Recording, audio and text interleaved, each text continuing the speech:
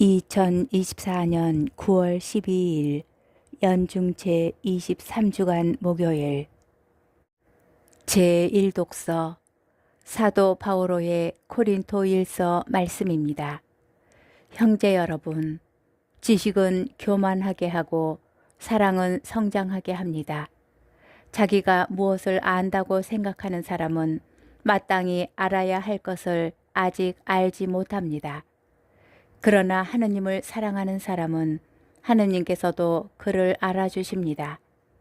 그런데 우상에게 바쳤던 제물과 관련하여 우리는 세상에 우상이란 없다는 것과 하느님은 한 분밖에 계시지 않는다는 것을 알고 있습니다. 하늘에도 땅에도 이른바 신들이 있다 하지만 과연 신도 많고 주님도 많습니다만 우리에게는 하느님 아버지 한 분이 계실 뿐입니다. 모든 것이 그분에게서 나왔고 우리는 그분을 향하여 나아갑니다. 또 주님은 예수 그리스도 한 분이 계실 뿐입니다.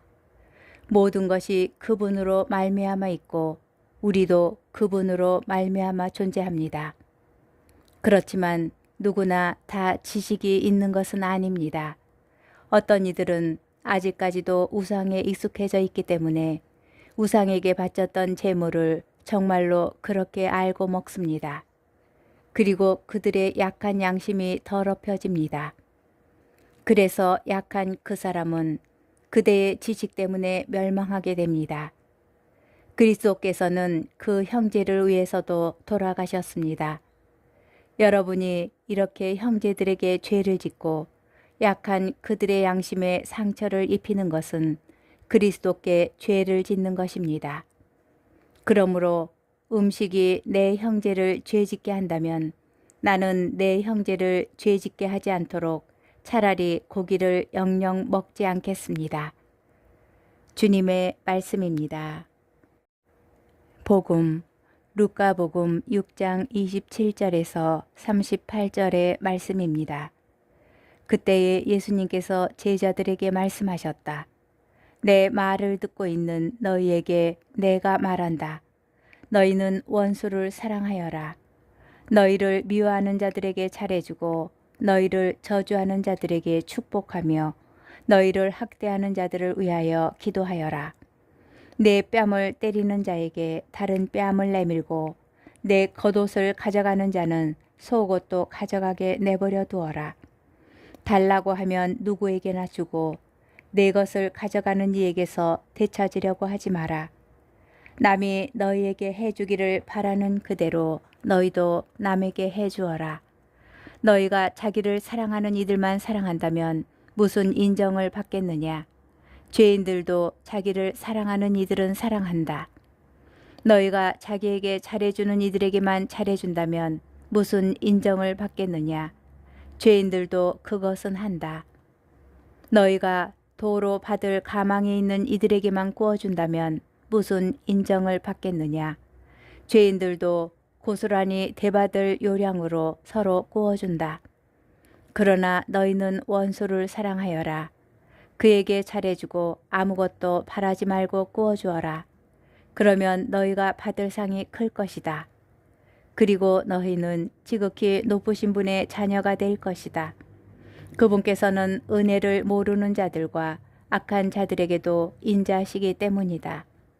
너희 아버지께서 자비하신 것처럼 너희도 자비로운 사람이 되어라. 남을 심판하지 마라.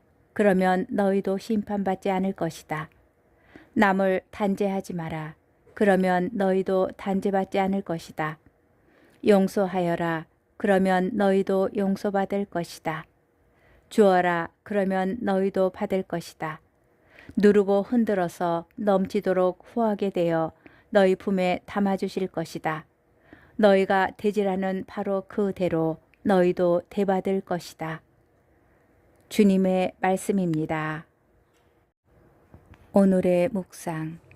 오늘 복음 말씀은 참으로 부담스럽지만 피할 수는 없습니다. 예수님을 따르기로 하였다면 스스로 복음을 재단할 수는 없고 그대로 받아들일 수밖에 없습니다. 복음은 우리에게 합리적으로 행동하는 것으로는 충분하지 않다고 말합니다.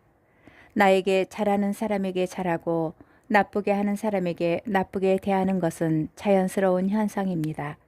어쩌면 그것은 합리적인 행동에는 결코 미치지 못합니다. 예수님께서는 죄인들도 그렇게 한다고 말씀하시지만 사실은 주인을 따르는 강아지와 같은 동물도 하는 행동이기 때문입니다. 인간은 인간이기 때문에 단순히 마음이 내키는 대로 하는 것으로는 충분히 인간답지 않습니다. 이성을 지닌 인간으로서 인간이 자기 감정을 이기지 못하고 감정대로만 다른 사람을 대하는 것은 결코 인간적이지 않습니다. 그리고 지극히 높으신 분의 자녀는 다시 이것도 넘어서야 합니다. 아버지처럼 자비로운 사람이 되는 것은 할 수 없는 일처럼 보이지만 어쩌면 오늘 복음의 말씀은 은총의 힘으로 살아가라는 뜻으로 볼 수 있겠습니다. 아버지처럼 자비롭게 되려면 내 안에서 하느님의 능력이 작용하여야만 합니다.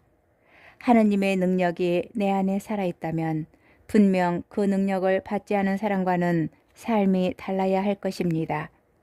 전원을 켜면 기계가 돌아가고 끄면 멈추듯이 우리가 하느님의 힘으로 살아가고 있는지 아니면 우리 힘으로만 살고 있는지는 그 행위를 보고 알 수 있을 것입니다.